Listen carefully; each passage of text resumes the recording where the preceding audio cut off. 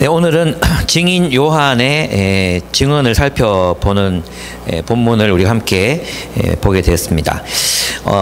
요한의 출현은 요한의 말, 이 복음서를 쓴 요한의 말, 그리고 침례 요한의 말에 의하면 그것은 성경의 성취였습니다.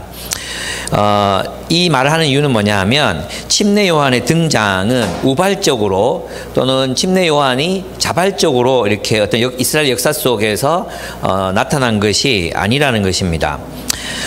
침례 요한은 자신을 불러서 메시아의 길을 예비하라는 하나님의 명령에 순종해서 역사 가운데 등장했습니다. 그래서 그는 그 하나님을 따라 광야에서 외치는 자의 소리라는 그 자신의 정체성과 소명을 분명하게 인식했고 또 철저하게 그 소명에 따라서 메시아 예수님을 증언했습니다. 그리고 사라졌습니다. 이 침례 요한의 증언은 진실한 것이었습니다. 성경의 역사에는 하나님이 하나님의 사람들을 불러서 자신의 뜻을 계시하시는 그런 전통이 있습니다. 성경 이야기는 그냥 이렇게 사람들이 소설처럼 그렇게 기록한 것이 아니라 하나님께서 하나님의 사람들을 통해서 자신의 뜻을 세상에 밝히신 그런 기록들이라고 이제 그리스도인들은 그렇게 믿습니다. 그래서 그리스도인들은 이 성경을 하나님의 사람들을 통해서 말씀하신 하나님의 말씀이라고 또 진리라고 받아들이는 것이죠. 성경에는 하나님의 뜻과 성품 그리고 역사 속에서 행하신 하나님의 일들 그리고 인류와 온 세상을 향한 하나님의 계획이 계시되어 있습니다. 그리스도인들이 성경을 하나님의 말씀으로 믿게 된 것은 처음부터 그런 것은 아닙니다. 우리 그리스도인들에게도 이제 성경은 어렵고 난해하며 졸리는 책이라고 이제 생각하면서 성경을 읽었을 때가 있었습니다. 그런데 그리스도인들이 이 성경을 진리로 수용하게 되는 그런 과정이 있습니다. 그죠? 여러분들도 성경을 읽고 정말 이건 하나님 말씀, 이건 진리야 이렇게 확인하게 되고 또 그것을 진리로 수용하게 되는 그런 순간들이 어떤 과정이 있었죠.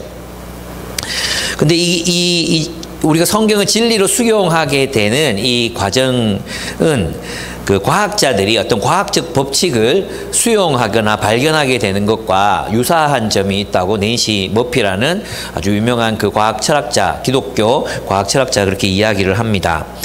여러분, 과학자들이 어떤 법칙을 이제 발표할 때는 어떤 방법으로 그 법칙을 발견하고 또 발표하게 됩니까? 과학자는 사실들을 수집하죠. 그 팩트들을 수집합니다. 그리고 그것을 결합하고 나서 관련된 모든 것을 신중하게 고려한 뒤에 그렇게 확인하고 분류된 사실들에서 법칙을 도출해 내죠. 그죠? 그게 과학적 법칙이라고 말하는 거죠. 그래서 어떤 것이 하나의 과학적 법칙, 즉 진리라고 밝혀지기 위해서는 많은 과학적 사실들이 축적된 사실들이 있어야 하고 이 사실들을 연결할 수 있는 어떤 법칙이 존재할 때 이건 정말로 그래 라고 이제 확인할 수 있게 되잖아요. 성경을 믿는 그리스도인들의 경험도 이것과 유사한 점이 있습니다. 그리스도인들은 하나님의 백성들이 역사 속에서 하나님을 경험한 그런 공통의 경험들을 가지고 있습니다.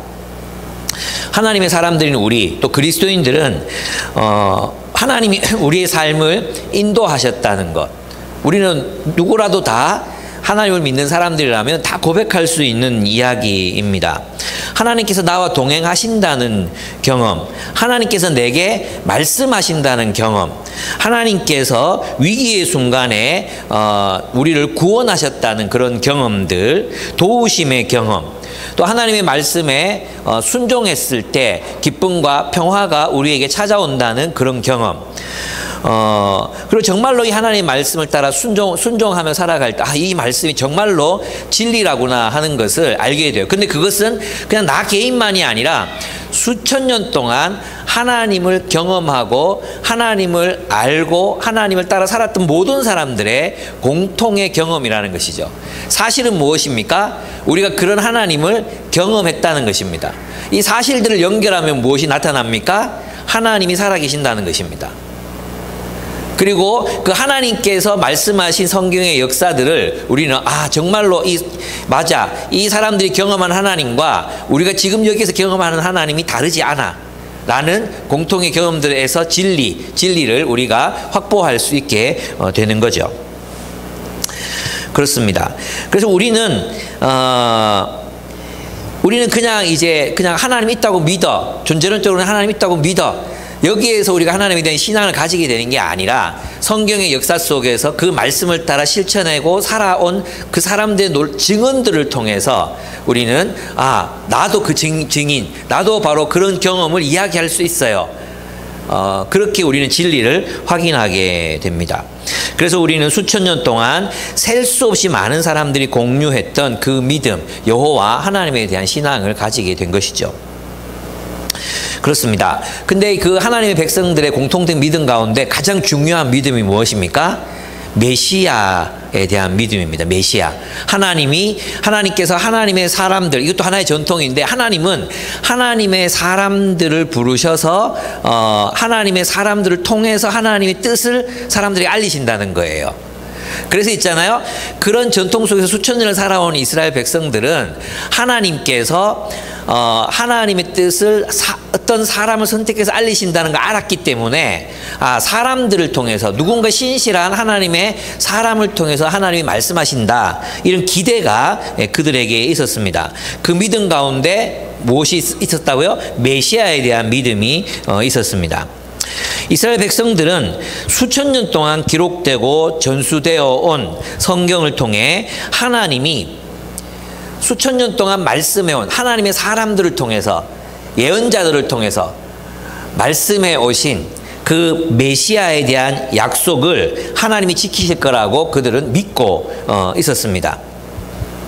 그래서 이스라엘 백성들은 그 하나님이 메시아를 보내실 것을 알고 신뢰하고 있었다는 것입니다. 그래서 예수님 당시에는 이 메시아를 대망하는 그런 흐름들이 그 이스라엘 안에 굉장히 팽배해 있었다는 것을 알 수 있습니다. 그것은 그들이 그냥 식민지 상황에서 그들이 만들어낸 어떤 꿈이 아니라 하나님께서 이스라엘 수천 년의 그 역사들, 하나님이 너희가 아브라함 이후에 이집트에 가서 400년을 살게 될 것이다. 하나님께서 너희를 구원하셔서 광야로 데리고 가서 가나안 땅에 들어가게 하실 것이다. 또 너희가 이제 포로로 잡혀가는데 또 40년 후면 하나님께서 한 종을 보내서 다시 돌아오게 하실 것이다. 이 모든 수많은 예언들, 그죠? 그리고 짧게는 그 당대에 일어난다고 했던, 하나님 말씀에 순종하지 않으면 일어난다고 했던 그 모든 일들을 그들은 경험하면서 하나님께서 하나님의 사람들을 통해서 말씀하시고 그 말씀에 순종하지 않았을 때 이런 결과가 있고, 이 말씀에 순종했을 때 이런 일들이 일어났어. 이런 공유된 경험들이 그들에게 있었다는 거죠. 그 믿음 가운데 메시아가 있는데, 그래서 그 메시아가 온다, 이 믿음이 그 이스라엘 가운데 있었다는 것입니다. 메시아는 누구입니까? 메시아는 이 세상의 악을 제거하고 그리고 정의와 평화의 나라를 세우실 왕이라는 사실이었어요. 그러니까 이 메시아에 대한 말씀은 단순히 예수님 당시 이스라엘 백성들이 그냥 인생이 힘드니까 이렇게 만들어낸 사상이 아니라 이스라엘의 역사 속에서 하나님이 보내신 하나님의 사람들을 통해서 수천 년 동안 계속해서 반복적으로 약속되어 왔던 사실이었어요. 메시아가 너희를 위해 가신다. 하나님이 메시아를 보내신다는 것입니다. 메시아는 이 세상의 악을 제거하고 평화와 정의의 나라를 세우실 왕입니다. 메시아는 하나님의 백성들을 온 세상으로부터 불러 모아서 그들과 함께 온 세상을 회복하시고 사람들을 하나님께로 인도하셔서 하나님의 나라를 세우실 왕이셨습니다. 구약 성경에서는 하나님께서 이제 메시아를 보내시기 전에 누구를 보내시겠다고 말씀하셨습니까? 광야에서 외치는 소리를 보낼 것이다.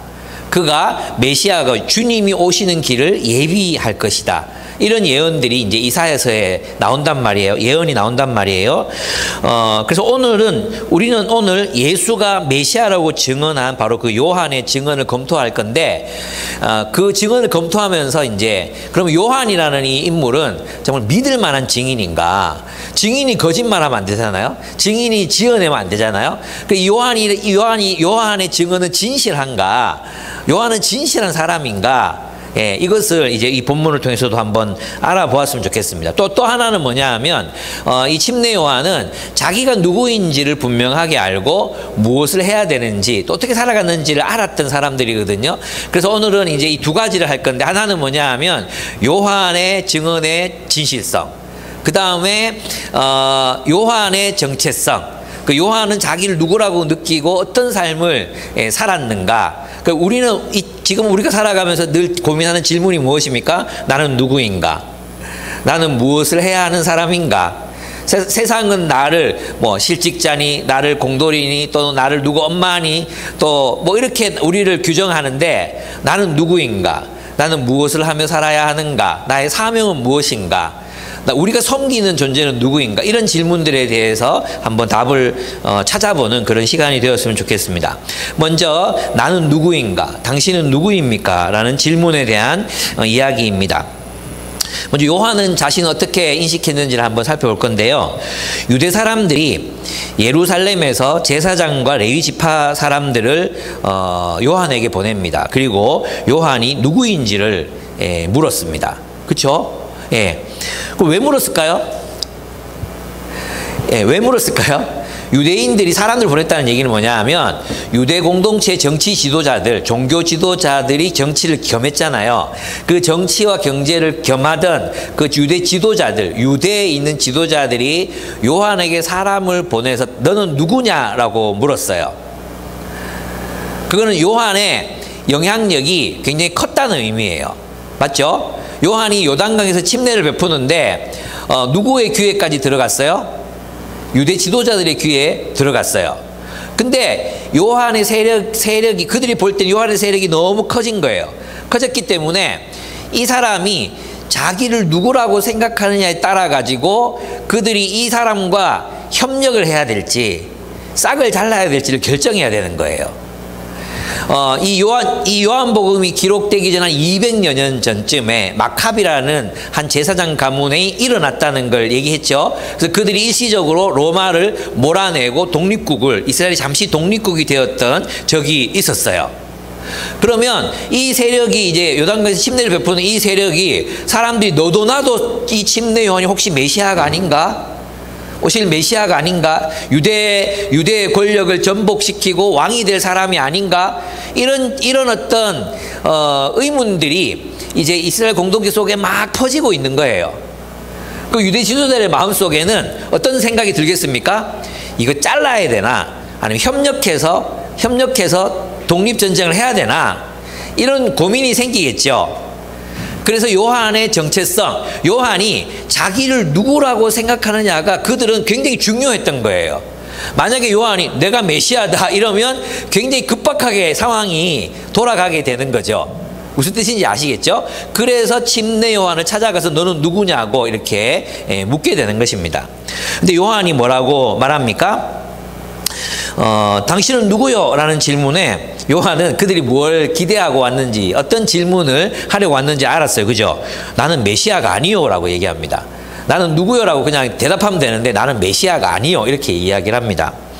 그 다음에 그들이 또 재차 묻자. 그렇다면 당신은 엘리야요? 아니요. 엘리야라는 뜻은 뭐냐 하면 그 이제 말라기서에 나오는 이야기거든요. 말라기서에 보면은 주의 크고 두려운 날이 이르기 전에 내가 너희에게 엘리야 선지자를, 엘리야 예언자를 보내겠다.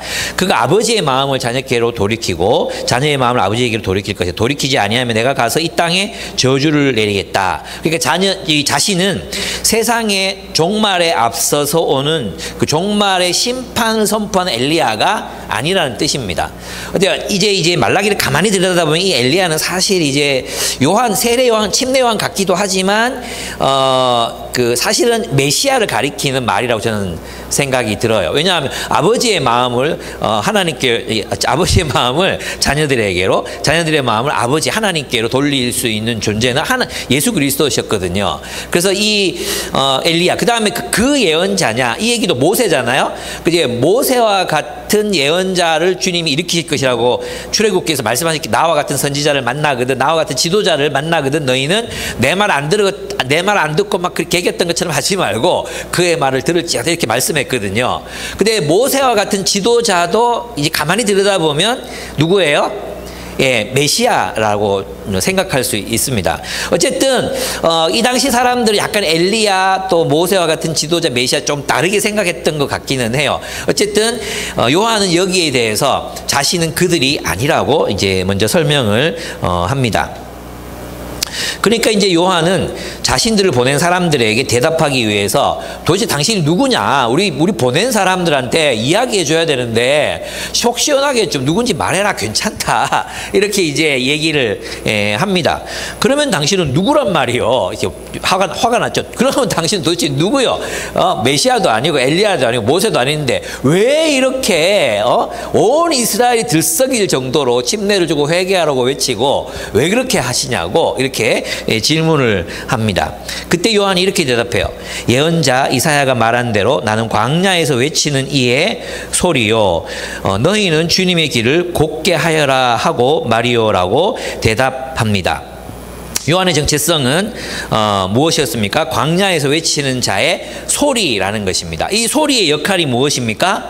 사람들에게, 하나님 백성들에게 너희는 주님의 길을 예비하여라, 메시아가 오신다, 주님의 길을 예비하여라, 이렇게 외치는 자의 소리가 이제 자기 자신이 바로 그런 존재다라고 이제 말하게 됩니다. 그는 이 광야에서 외치는 자의 소리였습니다. 그는 자신이 누구인지를 분명하게 알았습니다. 그리고 그 자신의 정체성을 충실하게 지켜냅니다. 여러분 있잖아요. 우리가 누구인지를 알려면 우리가 누가 아닌지를 알아야 합니다. 여러분 있잖아요. 많은 사람들이 이 질문에 대해서 자신이 누가 아닌지를 모르기 때문에 자기가 나는 누가 아니야 이렇게 말할 줄 모르기 때문에 인생을 혼란스럽게 살아간다는 것입니다. 당신이 누구인지에 대한 질문에 답을 하려면 내가 누가 아닌지를 알아야 한다는 것입니다. 우리는 자신이 누가 아닌지 모르기 때문에 좋아 보이는 모두가 되고 싶어 하는 거예요. 나는 박지성이 아닙니다. 김유복 목사는 박지성이 아니에요. 그래서 저는 축구를 잘 못해도 그렇게 상심하지 않습니다. 나는 박지성이 아니거든요. 저는 정우성이 아닙니다. 그래서 저는 거울을 볼 때마다 실망하지 않습니다. 저는 정우성이 될 이유가 없는 사람이거든요. 그죠? 근데 여러분 거울을 볼 때마다 낙심할 때 많죠. 예. 예.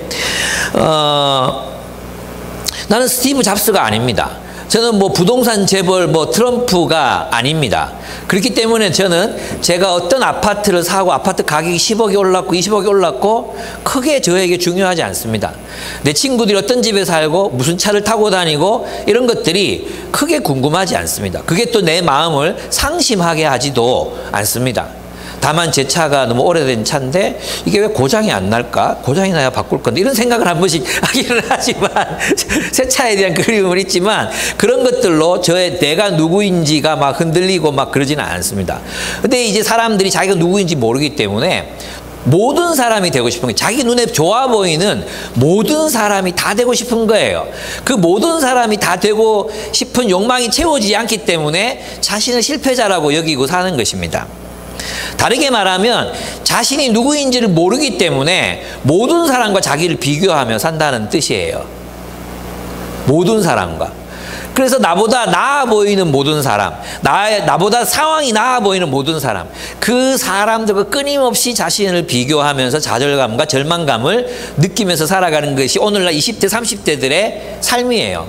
여러분이 50대 사람들이 50대가 뭐 자기 집을 가지고 자전거를 타고 다니는 거고 여러분하고 비교할 이유가 뭐 있습니까? 그 여러분이 아닌데. 안 그렇습니까? 누가 뭐 큰 집에 살고 못 살고가 우리 그리스도인들에게 그게 왜 중요합니까? 우리는 우리가 누구인지를 알고 그 정체성에 충실하게 살아가면 되는데, 누가 나보다 연봉을 많이 받고 적게 받고 뭐가 그렇게 중요합니까? 누가 결혼을 했고 못했고가 뭐가 그렇게 중요합니까? 나는 나로 살아가면 되는데, 하나님이 주신 나로 살아가면 되는데, 이 질문에 대해서 여러분 우리가 답을 하지 못하기 때문에 우리가 누구인지를 아는 게 굉장히 힘든 거라는 거죠. 그래서 첫째, 내가 누구인지를 알려면, 내가 어떤 존재인지 알려면 뭘 알아야 돼요? 내가 누가 아닌지를 알아야 돼. 그러면 자유로워지는 거예요. 내가 이것저것 모든 것을 다 잘할 필요 없어요. 내가 이 사람 저 사람 모든 사람에게 다 인정받을 필요도 없어요. 얼마나 자유롭습니까? 내게 주어진 소명, 내게 주어진 내가 누구인지를 알고 그 사명에 따라서 살면 되는 거예요. 두 번째는 뭐냐 하면, 우리가 누구인지를 우리는 어떻게 알 수 있는가? 그건 바로 하나님 나라 이야기 속에서 내가 누구인지 알 수 있습니다. 여러분 오늘 본문에도 보면 이제 이 침례 요한은 자기를 어디에서 발견합니까? 성경에서 발견하잖아요. 이사야서에서 외치는 자의 소리가 있는데 나는 그 외치는 자의 소리이다. 이렇게 자기 자신을 이제 성경 이야기를 통해서 성경의 내러티브, 성경 속에서 자신이 누구인지를 이제 발견하고 정체성을 가집니다. 근데 여러분 대부분이 가지고 있는 당신 누구입니까? 라고 물으면 뭐라고 대답합니까? 애기 엄마들은 저 누구 엄마예요. 이렇게 얘기한단 말이에요. 어떤 사람 또 물으면 어떤 직장 다니는 사람이에요. 몇 살이에요. 이런 것들을 물론 우리가 이제 자기를 소개하고 그럴 때 우리 둥글간 속으로 자기를 소개하는데 저는 광야에서 외치는 소리입니다. 뭐 이렇게 하기는 좀 어렵지. 물론 그죠? 저는 위로자입니다. 이렇게 얘기하기 얼마나 어렵겠어요. 그죠? 저는 예언자인데요. 뭐 이렇게 얘기할 때 어려워요. 그렇지만 적어도 우리 마음 속에는 내가 누구인가? 이것이 성경의 내러티브 속에서 나는 누구인가가 내가 누구인가를 발견할 수 있어야 된다는 뜻이에요. 이것을 이제 교회의 소명을 쓴 마이클 고힌이 정말 잘 표현했는데요. 제가 이제 얘기를 해보면, 내러티브의 중심에는 그 이야기의 목표를 감당하는 선택된 공동체가 있다. 이 내러티브는 성경 내러티브, 성경 이야기를 말하는 거예요. 성경 이야기의 핵심이 뭡니까? 하나님이시잖아요. 근데 하나님만 있는 게 아니에요. 성경 이야기는 하나님 이야기보다 무슨 얘기가 더 많습니까? 하나님 백성의 이야기가 더 많아요. 그러니까 하나님의 이야기, 하나님의 뜻을 구현하는 하나님의 백성들의 이야기가 그 중심에 있는 거예요. 선택된 공동체가 있는 거예요. 맞죠? 그리고 그 공동체, 모든 개인은 하나님의 백성의 일부로서 그 이야기 안에서 자신의 자리를 발견하도록 초청을 받았다. 이렇게 얘기해요. 그러니까 있잖아요. 우리 개인은 자신의 목적, 자신이 누구인가를 발견하는 데는 반드시 공동체를 통해서 자신을 알게 돼 있어요. 저는 그런 거 교회 아니면 뭐겠어요? 세상이죠, 세상. 자본주의 사회. 그 자본주의 세상, 소비주의 사회에서 자신의 자리를 발견하든지 하나님 나라 공동체에서 자신의 자리를 발견하든지 두 가지 중에 하나라는 거예요. 근데 많은 사람들이 하나님 나라 공동체에서 자신의 삶의 자리, 즉 소명의 자리를 발견하지 못하니까 어디에서 자신의 자리를 자꾸 발견하려고 합니까? 성공과 실패를 어디에서 가늠하려고 합니까? 세상이라는 거죠. 예, 그러니까 그게 뭐냐 하면 자기가 누구인지를 말하기 위해서는 내가 속해서 살아가는 공동체 이야기가 있어야 돼. 그리스도인들은 그게 뭐라고요? 성경의 내러티브 속에서 내가 누구인지를 발견할 수 있어야 된다는 거죠. 여러분, 그런 의미에서 여러분은 성경 이야기, 그러니까 도도히 흐르는 하나님 나라 이야기가 있어요. 그죠? 그리고 그 시대마다 하나님 백성들의 이야기가 있잖아요. 아브라함의 이야기, 요셉의 이야기, 또 출애굽할 때 이스라엘의 이야기, 그죠? 그리고 요수아의 이야기, 수많은 이야기들이 있죠. 그죠? 신약에 와서는 예수님 제자들의 이야기, 사도들의 이야기, 교회의 이야기 있어. 데살로니가 교회의 이야기, 계시록, 요한계시록, 요한 교회들의 이야기. 우리는 하나님께서 우리 기쁨의 교회 공동체로 부르셨어요. 그리고 이 기쁨의 교회 공동체가 하나님 나라를 위해서 만들어갈 이야기, 그 이야기 속에서 우리 자신의 자리가 있다는 것입니다. 나는 어떤 이야기, 이 공동체와 함께 어떤 이야기로 하나님의 나라를 세워갈 것인가, 어떤 이야기를 살 것인가, 이런 이야기들이 우리에게 존재한다는 것입니다. 그래서 있잖아요.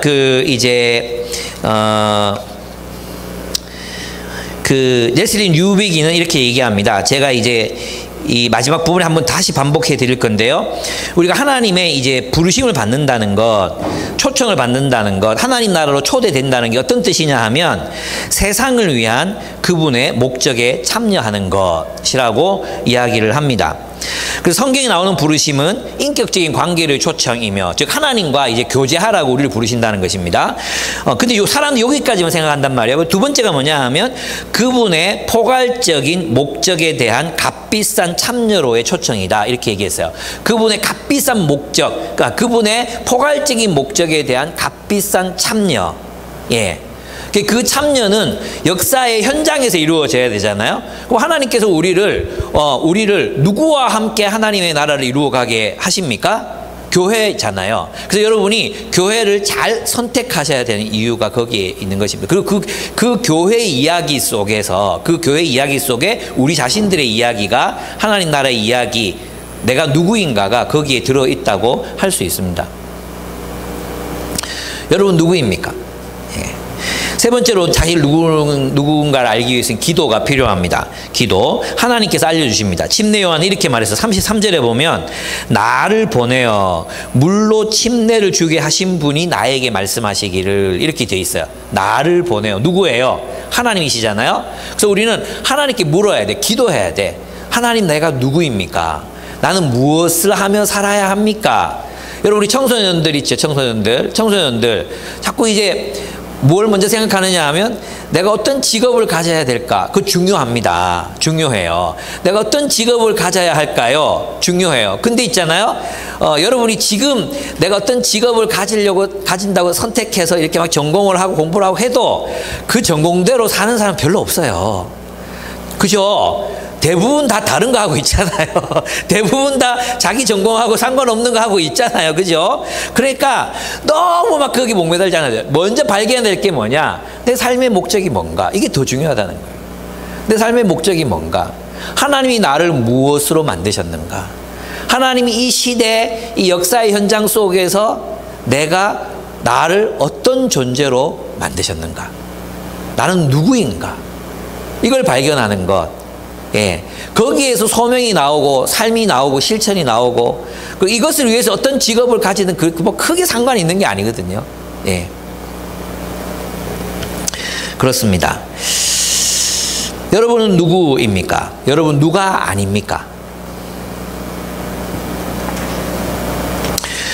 두 번째로 이제 그래서 이제 이 요한은 자신의 사명을 뭐라고 말합니까? 이제 두 번째는 당신의 사명은 무엇입니까? 라고 이제 이 요한복음을 통해서 우리가 물어볼 수 있습니다.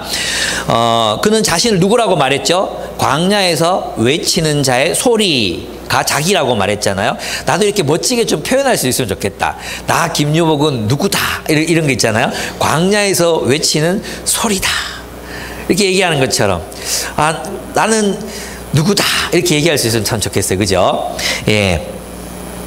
그거 이제 여러분 순모임 때 한번 해보시면 나는 누구다 이렇게 한번 해봤으면 좋겠습니다.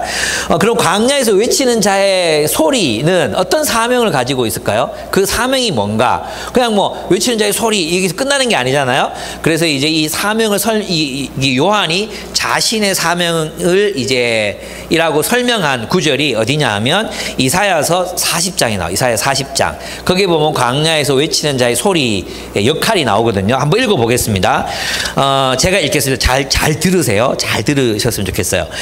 한 소리가 외친다. 이 광야에 외치는 자의 소리예요. 그죠? 한 소리가 외친다. 광야에 주님께서 오실 길을 닦게 닦아라. 메시아가 오시는 길을 닦아라. 사막에 우리 하나님께서 오실 큰 길을 곧게 내어라. 모든 계곡은 메우고 산과 언덕은 깎아내리고 거친 길은 평탄하게 하고 험한 곳은 평지로 만들어라. 주님의 영광이 나타날 것이니 모든 사람이 그것을 함께 볼 것이다. 그죠? 그래서 광야에서 외치는 자의 소리의 역할이 무엇입니까? 당시 이스라엘 백성들, 메시아 오기 전에 그 이스라엘 백성들이 메시아를 맞이하기 위한, 메시아의 나라를 맞이하기 위한 새 시대의 도래, 메시아가 통치하시는 새로운 시대, 그 시대를 준비하기 위해 준비하는 역할, 준비하도록 시키는 것.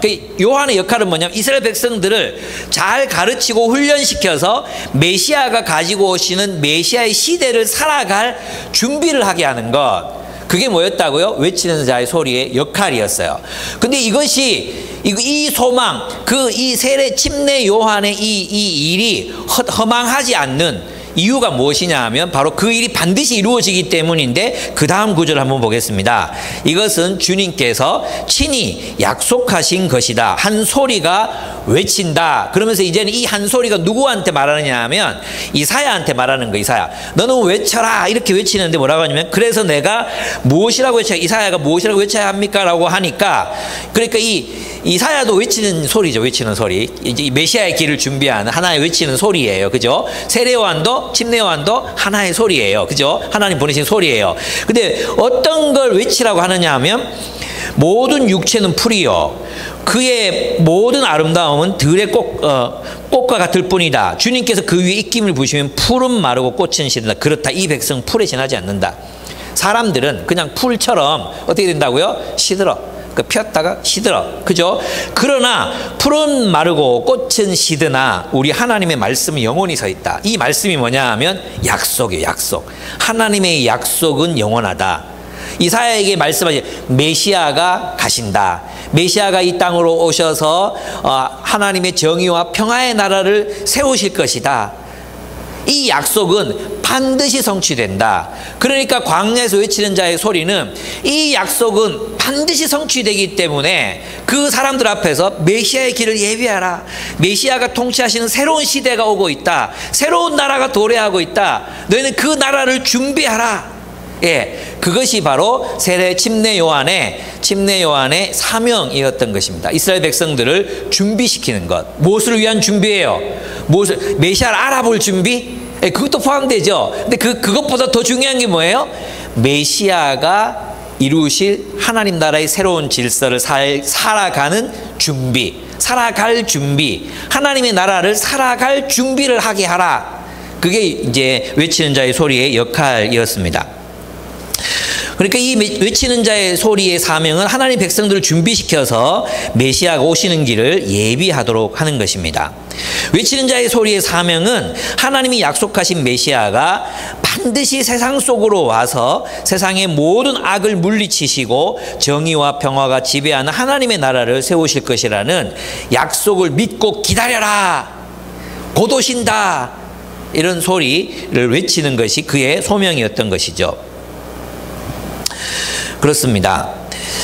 침례 요한은 우발적으로 혹은 자신의 의지로 나타난 것이 아니었습니다. 이걸 아는 것이 굉장히 중요합니다. 침례 요한의 출현은 성경의 예언을 따라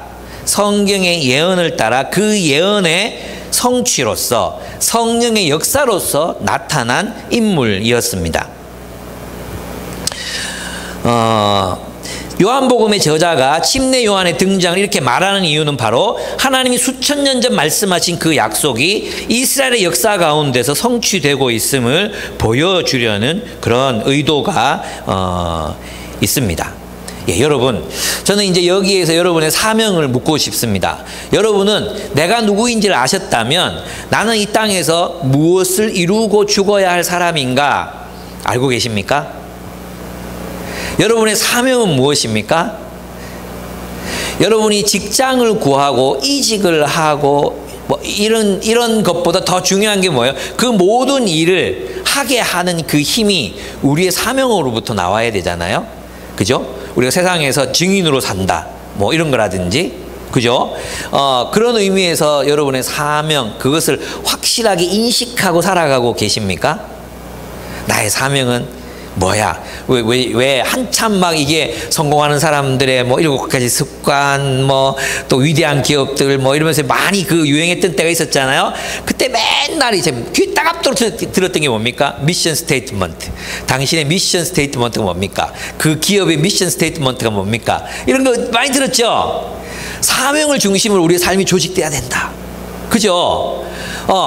침례 요한은 그런 의미에서 사명 중심적인 사람이었거든요. 여러분의 사명은 무엇이고 그것을 위해서 여러분은 어떻게 삶을 그 사명을 중심으로 조직하고 계십니까? 여러분의 사명이 무엇이라고 말씀하실 수 있으십니까? 당신의 사명은 무엇입니까? 이렇게 딱 물었을 때 나의 사명은 이렇게 줄줄줄 이렇게 얘기 나올 수 있어야 한다는 거예요. 이것 없이 살아간다는 것은 무엇입니까? 우리가 부평초처럼 계속 이렇게 흔들리는 시대의 조류에 따라 흔들릴 수밖에 없는 그런 아주 불안정한 삶을 살아갈 수밖에 없다는 것을 말합니다. 그렇습니다. 세 번째, 그러면 이제 당신은 무엇을 해야 하는가? 24절, 28절은요, 이런 내용이에요. 당신은 무엇을 해야 합니까? 이런 질문이에요. 침례 요한은 자신이 사람들을 어떻게 해요? 메시아의 시대를 살아가도록 준비하는 길. 메시아가 나타나면, 메시아가 오셔서 이제, 이 하나님의 나라를 살자 이랬을 때 그렇게 살아요 이런 사람들이 나타나야 되잖아요. 그걸 위해서 뭐 했냐? 침례를 줬단 말이에요. 물로 침례를 줬어요. 우리는 이 침례라는 걸 단순히 이렇게 생각한단 말이에요. 그냥 이제 침례를 줬어. 네 마음의 악을 씻고 뭐 이제 죄를 다 씻어버리고 이제 넌 새로운 사람이야 이렇게만 생각한다는 거예요. 근데 요한이 침례를 줬다는 건 뭐냐면 요한이 제자를 삼았다 이런 뜻이에요. 무슨 말인지 아시겠습니까? 요한이 물로 침례를 줬다는 말은 이런 뜻이에요. 요한이 제자를 삼았다 이런 얘기예요. 왜냐하면 이 당시에 어떤 사람들이 자기 집단을 벗어나서 다른 집단에 속하기 위해서 했던 행위가 침례받는 거예요. 물로 침례를 받는 거예요. 이거는 요한만 준 게 아니에요. 다른 랍비라든지 또는 뭐 철학자들이라든지 그리스 철학자들도 이런 행위를 통해서 자신의 제자들을 받았다는 거예요. 아시겠죠? 그래서 이제 요한은 자신의 침례를 주고 자신의 제자들을 삼았어. 그 뭐 했겠어요? 그 제자들에게 메시아의 길, 메시아가 오시면 이런 나라가 성령으로 너희에게 침례를 주고 너희를 참으로 하나님의 나라로 너희를 만드실 거야. 너희를 메시아가 오시면 너희에게 성령을 부어주시고 너희를 하나님의 나라로 만드실 거야. 하나님 나라로 인도하실 거야. 너희를 하나님 백성 되게 하실 거야. 이런 걸 가르친 거죠. 그게 말하면 내 뒤에 오시는 이는 성령으로 침례를 준다는 말의 의미인 거예요. 이해가 되시죠? 그래서 그걸 가지고 이제 계속 한번 나아가 보도록 하겠습니다. 내가 와서 물로 침례를 주는 것은 이분을 이스라엘에게 알리려고 하는 것입니다. 이거예요. 이분이 누구예요? 메시아잖아요. 그 메시아를 이분이 메시아이십니다라는 것을 알리기 위해서. 그러면 이분이 메시아라면, 메시아 왕이시라면 어떤 분이십니까? 하나님의 나라가 이분과 함께 나타나는 거잖아요. 그죠? 그러니까 지금 요한이 무슨 일을 해야 될지 알고 있었다는 거죠. 하나님 백성들을 그 메시아가 나타났을 때 그분의 통치를 따라 살아갈 백성으로 준비시키고 있었다. 훈련시키고 있었다. 이거예요. 단순히 침례 주고 끝난 게 아니에요. 그런데 이게 뭐냐면 에스겔서에 나오는 이야기인데 에스겔서 36장 25절에서 28절을 보면 그리고 내가 너희에게 맑은 물을 뿌려서 너희를 정결하게 하며 너희의 온갖 더러움과 너희가 우상들을 섬긴 모든 더러움을 깨끗하게 씻어주며 라고 얘기했어요. 이게 이제 바로 물로 침례를 주는 행위, 물로 침례를 주는 이 침례 요한의 준비, 이렇게 이제 볼 수 있겠죠. 근데 이게 이제 정결하게 하고 모든 더러운 거, 너희 우상들을 섬긴 모든 더러움에서 씻겨진다는 게 그냥 죄만 씻는 거예요. 그게 그 씻고 씻어서 뭐 한다는 거예요? 하나님의 백성으로 삼는다는 거잖아요. 그래서 그 뒤에 나오는 게 중요해요. 그 뒤에 에스겔 36장 25, 28절. 이건 굉장히 중요한 구절이에요. 에스겔 36장 25절에서 28절이에요. 뒷부분을 보면 이렇게 돼 있어요. 너희에게 새로운 마음을 주고 너희 속에 새로운 영을 넣어주며 너희 몸에서 돌같이 굳은 마음을 없애고 살갗처럼 부드러운 마음을 주며 너희 속에 내 영을 두어 너희가 나의 모든 율례대로 행동하게 하겠다. 그러면 너희가 내 모든 모든 규례를 지키고 실천할 것이다. 그때에는 내가 너희에게 조상에게 준 땅에서 너희가 살아서 너희는 내 백성이 되고 나는 너희의 하나님이 될 것이다. 이제 메시아가 오시면 성령을 우리에게 부어주시고, 성령을 부어주시면 우리가 뭐가 됩니까? 하나님 나라를 살아갈 수 있게 된, 왜냐하면 성령이 우리 마음에 하나님 율법을 새겨주셔. 새 마음, 고기처럼 부드러운 마음을 주셔. 그래서 하나님의 말씀에 순종하는 백성들을 만들어내. 그럼 뭐가 생긴 거예요? 새 시대가, 성령이 지배하, 메시아가 통치하시는 새로운 시대가 열리는 거잖아요. 그죠? 바로 그 새로운 시대를 준비하는 것, 그것이 침례 요한의 일이었습니다. 해야 되는 일. 그는 너무 분명하게 그걸 알았어요. 너는 광야에서 외치는 자의 소리다. 그럼 그냥 외치고 있는 게 아니라 자기 해야 될 일이 무엇인지를 알고 사람들을 준비시키고 구비시켰던 것이었습니다. 그러면 이제 우리는 무슨 일을 하는가? 우리 교회 일과 관련해서 이렇게 생각해 보면, 뭐 사람마다 다를 수 있어요. 근데 우리 교회가 하는 일을 생각해 보면 우리가 다음 세대를 위한 사역을 하는 이유가 여기에 있습니다. 우리 다음 세대들, 우리 뭐 청소년들은 이제 예수님을 아는 것 같아요. 그리고 명은이나 보면 또 이렇게 물어보면 정말 하나님 나라를 위해 살아갈 마음이나 이런 게 있는 것 같거든요. 그런데 이제 아직 유초등부는 고백은 하지만 이게 자기의 고백이 아니잖아요. 예, 엄마의 고백이잖아요. 유초등학교 때 학교 성적도 다 엄마 성적이거든요. 그게 애들 성적이 아니에요. 엄마 시험이거든요. 엄마 시험. 엄마들이 열심히 가르치면 성적이 잘 나오고, 잘 못 가르치면 잘 안 나오고, 이런 게 유소년 신앙도 똑같아요. 그게 이제 우리 다음 세대들, 우리 멘토링하고 뭐 러빙핸즈하고 또 조이비전 스쿨하고 어떻게든 다음 세대 만나가지고 이렇게 하잖아요. 그 이유가 뭐예요? 그거 하는 목적이 무엇입니까? 그들의 마음에 메시아를, 하나님의 나라를 살아갈 준비를 시키는 거죠. 예수님이 메시아이신 것을, 그리스도이신 것을 그들에게 알릴 뿐만 아니라 그들을, 그 조이비전 스쿨 거기 모여있는 아이들이 그냥 공부만 잘하는 게 아니라 이 아이들이 서로 사랑하는 하나님 나라의 공동체를 이루고 하나님 나라의 사명을 발견하고 살아갈 수 있도록 하는 것, 그게 우리 역할이라는 거예요. 어제 이제 신입 리더 훈련을 했단 말이에요. 신입 리더 훈련하는데 이제 초등부 선생님들이 오셨어요. 이렇게 얘기하는데, 자기가 이제 기존 교회에서 배운 건 뭐냐 하면 너무 이제 교사하는 게 쉬웠다는 거예요. 왜냐하면 분반 공부, 성경에 있는 스토리, 일부 스토리, 그죠? 머리 감으면서 보잖아요. 머리 감으면서 보고, 드라이하면서 보고, 그리고 와서 사람도 가르치고 했단 말이에요. 그래도 좋았어요. 그죠? 너무 오랫동안 들어왔으니까 잘할 수 있었단 말이에요. 그런데 교회에서 하나님 나라 보고 메시아 복음을 가르치니까 이제는 그 스토리만 알아가지고 안 되잖아요. 그러면 이 아이들이 서로 사랑하는 동력자로 서로 인식하게 해야 되고, 서로 관계가 나빠졌을 때는 화해하게 만들어야 되고, 용서하는 법을 배우게 해야 되고, 이 아이들이 또 이 세상을 살아갈 때 어떻게 평화의 전사로 화평케 하는 자로 살아갈 수 있도록 만들어야 되고, 생태계에 관심을 가지게 해야 되고, 그죠? 하나님 나라의 복음이니까. 그러니까 할 일이 얼마나 많은지 몰라요. 그죠? 그래서 기쁨의 교회에서 교사하는 건 정말 중요한 일로 여기, 왜 그동안에 그렇게 이렇게 가볍게 이렇게 했는지 모르겠다고, 우리 교회에서 사역하는 건 정말 힘들다고 이렇게 얘기하는 고백들이 있었거든요. 저는 그게 옳다고 생각해요. 여러분, 우리가 하는 일이 무엇입니까? 아직까지 그리스도를 알지 못하는 수많은 사람들, 수많은 다음 세대들이 있잖아요.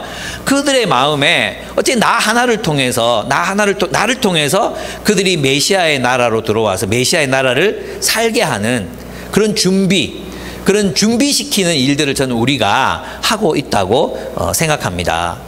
꼭 이 일이 아니어도 괜찮아요. 꼭 이 일이 아니어도 좋지만 여러분들이 이 공동체와 함께 이루고 싶은 일들이 있잖아요. 그래서 기쁨의 교회 이야기들, 그 이야기 속에 여러분의 이야기가 있잖아요. 그냥 단독자로서 뭐 위인전처럼 세계 이렇게 한국의 위인들이 누구예요? 뭐 안중근, 안창호, 뭐 이 얘기가 뭡니까? 나라의 독립을 위해 살았다, 이거 아니에요. 나라의 독립을 위해 살았다, 그거 아니에요. 그죠? 그거 똑같이 대한민국이라는 공동체에 헌신해서 그들이 대한민국이 위인이 된 것처럼 하나님 나라의 공동체 속에서 나는 이 암울한 시대에, 이 암울한 흑암이 지배하는 이 시대에, 코로나 시대에 뿐만 아니라 참 별 희한한 인간들이 출몰을 해서 교회를 괴롭히고 또 교회를 지배하는 이런 시대에 기쁨의 교회 한 성도로서 나 이 샛별은 이렇게 살았다. 이런 이야기가 나는 이런 이야기가 있다. 내가 멘토링했던 아이들 내가 열심히 섬겼으나 그는 주를 버렸다. 뭐 이것도 하나의 나는 그 열심히 섬겼다. 뭐 이것도 하나의 스토리가 될 수 있잖아요. 또 그가 예수를 알게 됐다. 이것도 하나의 스토리가 될 수 있잖아요.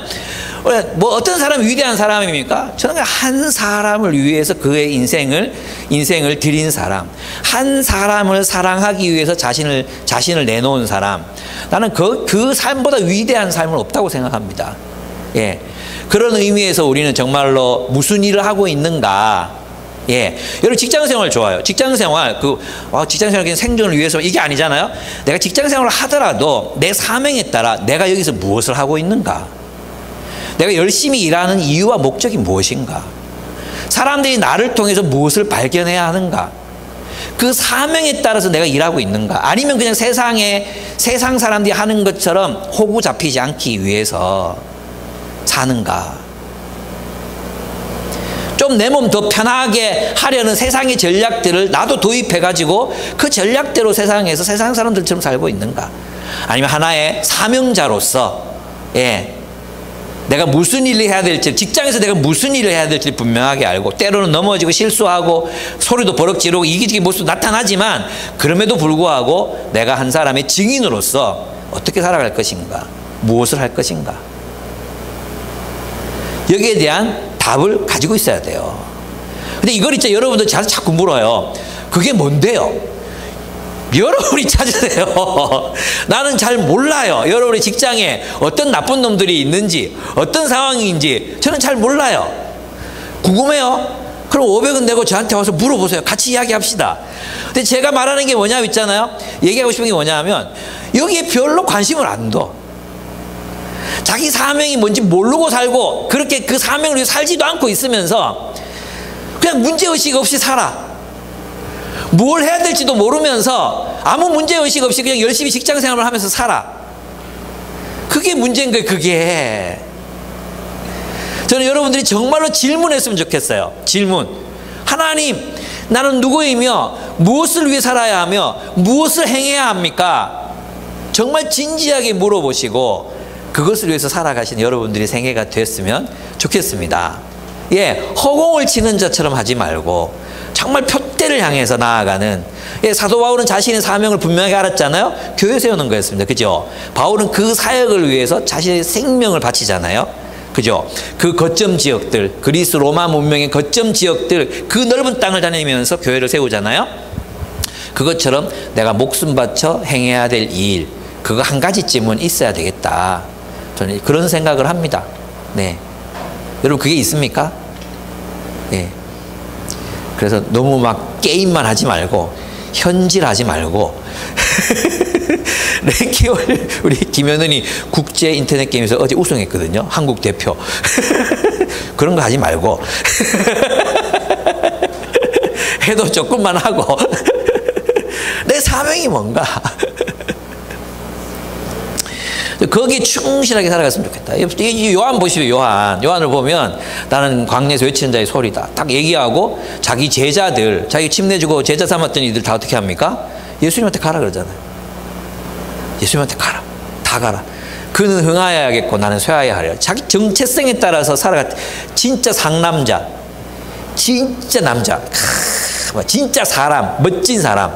예. 자신의 목적이 상남자 이러면 세필 눈이 동그래지잖아요. 상여자, 상인류, 진짜 제자, 진짜 제자로 살아갔던 그 요한의 모습 너무 멋있고 아름답지 않습니까? 요한은 비교하지 않습니다. 유대 지도자가 된 동기들, 제사장 아들들, 그렇죠? 유대 지도자가 돼서 출세 가도를 달리고 비교하지 않습니다.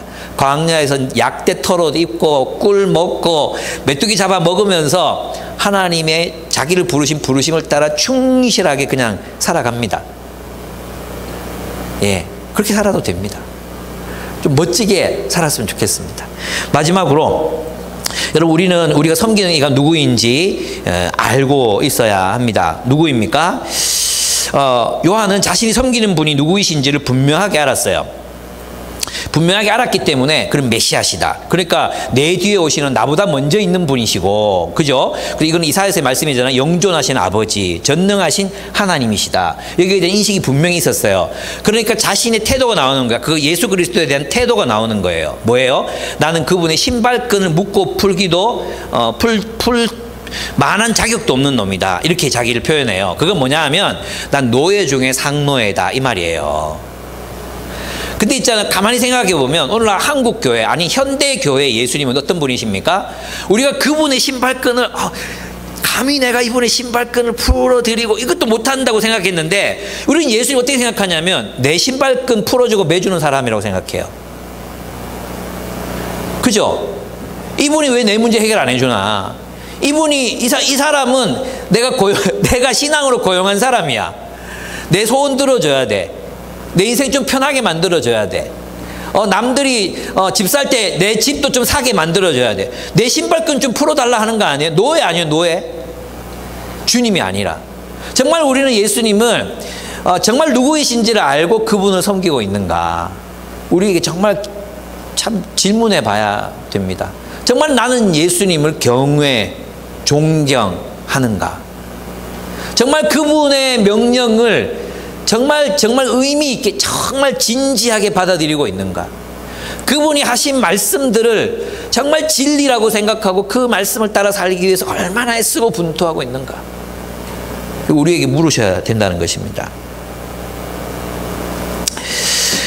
요한은 예수님을 누구라고 말씀하십니까? 진정한 유월절 어린 양이다 이렇게 표현하세요. 어린 양, 세상 죄를 지고 가는 어린 양 이렇게 표현했죠. 이게 무슨 뜻이냐 하면 유월절에 사람들은 이제 하나님께서 이스라엘 백성들을 출애굽시키기 전에 했던 일이 뭐예요? 어린 양을 잡아야 돼. 양을 잡고 그리고 그 피를 이제 묻혀가지고 문설주에 바르는 거였어요. 그죠? 그리고 그 어린 양의 고기를 온 가족이 함께 먹었어요. 그 어린 양의 죽음과 식사, 그 경험을 통해서, 어린 양의 죽음을 통해서 무엇이 일어나느냐 하면 옛 시대가, 이집트에서 압제받던 시대가 끝나는 거예요. 그리고 무엇이 다가오느냐 하면 이제 그 어린 양의 죽음, 그 어린 양의 죽음으로 이스라엘의 모든 죄, 이집트의 모든 죄가 그 어린 양의 죽음으로 소멸되는 거예요. 그래서 이스라엘 백성은 어디에서 이집트의 압제로부터 탈출해서 광야로 나가서 뭘 살아요? 하나님의 나라를 살아가게 되는 거죠. 그래서 예수님이 우리의 어린 양이 되셨다는 건 뭐냐 하면 옛 시대의 악이 예수 그리스도의 십자가에서의 죽음과 함께 소멸되고 그분과 함께 제거되고 죽고, 그리고 새로운 시대, 부활을 통해서 일어난 새로운 시대, 메시아의 시대, 하나님의 나라가 도래했음을 알리는 표식이 바로 세상 죄를 지고 가는 하나님의 어린 양이다, 이 표현이에요. 그러니까 지금 침례요한이 얘기하는 건 뭐냐면 전마가 아니야, 저 사람 곧 죽을 거야 이렇게 얘기하는 게 아니에요. 우리를 위해서 죽을 거야, 우리 죄를 되속하게 말 거야, 이런 게 아니라 그분의 죽으심으로 옛 질서는 이제 패배하게 될 것이고, 우리는 옛 질서로부터 해방을 얻어서 하나님의 나라, 부활이 상징하는 하나님의 나라로 들어가서 이 땅에서 하나님의 나라를 살게 될 것이다. 이게 바로 하나님의 어린 양이라는 말 속에 들어있는 그 표현인 거죠. 이해되시죠? 그래서 단순히 내 죄를 씻어주심 이게 아니에요. 새로운 시대의 도래. 그래서 모든 신학자들은 이것을 새로운 출애굽이라고 표현하는 거예요. 새로운 출애굽이라고 표현하는 것입니다. 그렇습니다. 그래서 세상 죄를 지고 가는 어린 양의 죽음은 온 세상의 죄를 짊어지고 십자가에서 그 자신의 죽으심과 함께 옛 세상, 옛 시대를 끝내시는 죽음입니다. 더불어 악에 의해 지배되던 옛 시대의 종말과 함께 부활로 말미암는 새로운 시대, 새 창조의 시대가 시작된다는 의미입니다. 여러분, 우리는 예수님을 이런 분으로 알고 계십니까? 그분을 통해서 새로운 시대가 출발했습니다. 침례요한은 그를 몰랐습니다. 그죠? 근데 그런 분인지 몰랐어요. 오늘 본문에 보면 있잖아요. 이게 2번 반복되거든요. 31절 보세요. 31절. 나도 이분을 알지 못하였습니다. 그랬어요. 그죠? 처음에 몰랐어요. 침례 요한이 예수가 메시아이신 줄 몰랐어요. 내가 와서 물로 세례를 주는 것은 이분을 이스라엘에게 알리려 하는 것이며, 또 요한이 증거했습니다. 나는 성령이 비둘기같이 하늘에서 내려서 이분 위에 머무는 것을 보았습니다. 나도 이분을 몰랐습니다. 그러나 나를 보내어 물로 세례를 주게 하신 분이 나에게 말씀하시기를 성령이 어떤 사람 위에 내려와서 머무는 것을 보거든 그가 바로 성령으로 세례를 주시는 분임을 알아라, 이렇게 말씀하셨다는 거예요. 침례 요한도 몰랐어요, 메시아를. 근데 누가 가르쳐 주셨습니까? 하나님께서, 성령께서 가르쳐 주셨습니다. 알게 하셨습니다. 이 말은 무슨 말입니까? 우리는 성령을 통해 예수가 누구이신지를 알아볼 수 있습니다. 여러분, 아직까지도 예수 그리스도를 자신의 참으로 삶의 왕으로, 메시아로 맞아들이지 못하신 분들이 많습니다. 예. 그 이유가 뭔지 아십니까? 성령께서 계속 마음을 두드리고 계시거든요. 말씀을 통해서, 친구들을 통해서 책을 계속 마음 두드리십니다. 근데 무엇이 그 예수를 보지 못하게 만듭니까? 본다. 이건 이제 요한복음에서 굉장히 중요한 단어거든요. 본다. 본다. 내가 어떻게 알아볼 수 있게 됐습니까? 성령을 통해서요. 그래서 여러분이 성령께서 여러분의 마음을 자꾸 이렇게 여시고 설득하시고 만지시고 계속해서 설득하실 때 우리 마음을 열어야 돼요. 바리새인들, 유대인들처럼 자신의 지식, 자신의 아집, 자신의 편견, 그거에 머무르면 예수를 볼 수가 없습니다. 그러나 진짜 겸손하게 성령께서 가르쳐 주시는 대로 우리가 눈을 뜨게 되면 그분을 보게 됩니다. 성령께서 임하시는 분이 바로 그인 줄 알아라. 알게 된다는 거예요. 예수님은 누구십니까? 예수님은 성령으로 침례를 주시는 분이십니다. 성령으로 침례를 주심으로 우리 안에, 우리 공동체 안에 거하시며 하나님의 나라를 실현하시는 분이세요. 그러니까 성령을 통해서 무엇이 실현되는, 성령이 왜 오셔야 되냐 하면 하나님의 나라가 실현되게 하시는 거예요. 왜냐하면 우리 육신의 마음으로는 하나님 나라를 세울 수가 없어요. 이성, 지성, 양심, 이걸로 하나님 나라 세워지지 않아요. 인류를 보십시오. 이 정도의 수많은 책들이 나오고 수많은 철학들이 개발되고 수많은 이념들이 왔다 갔고 역사, 축적된 경험이 있잖아요. 그런데도 나라가 이 모양 이 꼴아지고 누가 대통령 되려고 하고, 저 미국을 봐도 그렇고 유럽을 봐도 그렇고 뭐 전 세계를 봐도 그렇고 어떻습니까? 그렇게 한때 개혁적이고 한때 정의로웠던 나라들이 부정부패가 또 알을 두고 자리를 잡고 있습니다. 프랑스 그 부정부패 만연하잖아요. 예, 우리나라보다 훨씬 덜하겠지. 그럼에도 불구하고 거기서 만들어내는 영화들, 유럽에서 만든 영화들 보십시오. 경찰들의 부패, 검찰의 부패, 정치인들의 부패 똑같습니다. 플라톤은 철인 왕국을 꿈꿨잖아요. 철학자들의 왕국을 꿈꿨던 철학자들이 통치자가 됐잖아요. 그래서 철학자, 그렇게 수많은 철학들이 있어도 세상은 바꿔지지 않았습니다. 누가 오셔야 됩니까? 하나님께서 하나님 나라 세우셔야 되고요. 우리가 성령 충만함을 받아야 돼요. 성령 충만함을 다른 말로 인격적 말씀의 충만이라고 할 수 있습니다. 그 말씀이 우리 안에 충만해야 합니다. 하나님을 만나는 경험이 그 성령이 우리 공동체 안에 거할 때, 우리가 성령의 인도하심을 따라갈 때 성령의 열매를 맺는 하나님 나라가 되는 것입니다. 그래서 요한복음은 있잖아요. 굉장히 하나님 나라의 현재성을 이야기하는 거예요. 하나님 나라의 미래성이 아니라 하나님 나라가 메시아와 함께 도래했고 우리는 성령을 통해서 그 나라를 향유할 수 있다고 우리에게 가르치는 것입니다. 요엘서 3장 1절, 우리가 성령으로 침례를 받으면 이렇게 됩니다. 그런 다음에 나는 내 영을 만민에게 부어주리니 너희의 아들과 딸은 예언을 하리라. 늙은이들은 꿈을 꾸고 젊은이들은 환상을 보리라. 그날 나는 남녀 종들에게도 나의 영을 부어주리라. 뭐 말입니까? 예언을 하고 하나님 말씀을 대언하고 환상을 보고 비전을 보고 꿈을 꿉니다. 무엇을? 하나님의 나라를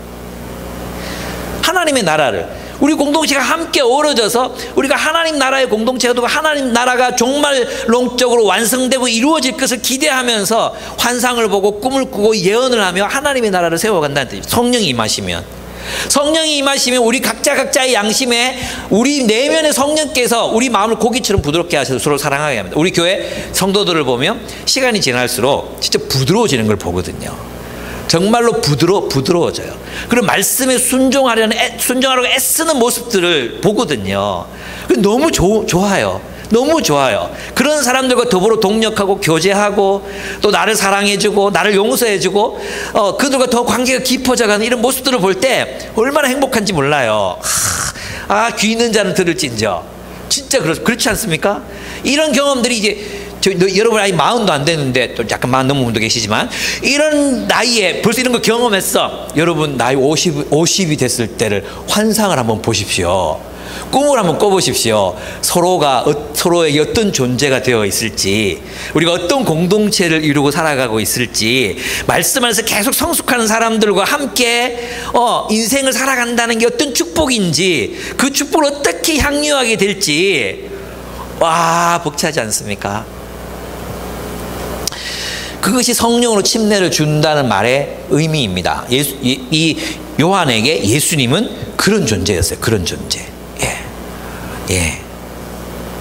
그래요. 그래서 있잖아요. 우리가 이런 예수님을 우리 마음에 영접한다는 것, 또 그분의 초청을 받아들인다는 것을 이제 뉴비긴이 이렇게 얘기했어요. 제가 요즘 뉴비긴 바가 됐는데 뉴비긴 너무 좋아요. 뉴비긴이 이렇게 말했어요. 첫째, 하나님과의 인격적인 관계로 들어가는 것. 이거 빠질 수 없어요. 그죠? 우리 말씀을 통해서 하나님 묵상해야 돼요. 그래서 여러분의 BSM이 메디테이션까지 나가야 된다 했죠? 관상. 말씀을 상상 속에서 관상하고 하나님을 만나고 침묵하고 그분을 만나는 그 기도까지 나가야 돼. 연구로 끝나면 안 돼. 적용됐다 끝난 게 아니라 관상해야 돼. 말씀 묵상하는 단계까지 나아가야 돼요. 그렇게 해야 됩니다. 그래서 인격적인 관계로 들어가는 둘째, 세상을 위한 그분의 목적에 참여하는 것. 셋째, 인격적인 교제와 포괄적인 선교가 실제인 공동체에 합류하는 것이라고 할 수 있다. 이렇게 얘기했어요. 여러분 우리 좋아요. 기쁨의 교회잖아요. 기쁨의 교회 공동체에 합류하셨잖아요. 그리고 우리가 만들어가는 이야기, 함께 만들어갈 이야기를 기대하고 상상하면서 함께 하나님 나라 이야기를 우리 기쁨의 교회, 마치 프랑스의 샹봉에 있던 샹봉 교회가 유태인들, 그 핍박받는 유태인들을 보호해 준 것처럼 우리 기쁨의 교회가 정말 한국 교회가 몰락해 가고 있는 이 시대에 어떻게 대안이 되었는가, 그 흐름 가운데 이 대열에 우리가 함께 가고 있는 것입니다. 그렇습니다. 그래서 즉 성경에 나오는 부르심은 인격적인 관계의 초청이며 그분의 포괄적인 목적에 대한 값비싼 참여로의 초청이다. 다른 말로 하면 예수를 알고 그분의 나라를 추구하는 것이다. 그게 바로 예수를 영접한다는 말의 의미이고, 우리가 그 예수의 초대에, 나의 제자가 되는 초대에 응답한다는 말의 의미라는 것입니다. 우리는 단지 구원을 위해서 구원받는 것이 아니라 하나님의 비전, 사명을 위해서 구원을 받습니다. 말씀을 맺습니다. 여러분은 누구입니까? 여러분의 사명은 무엇입니까? 여러분 그 사명을 위해서 지금 무엇을 행하고 계십니까? 여러분은 누구를 섬기고 있습니까? 같이 기도하겠습니다.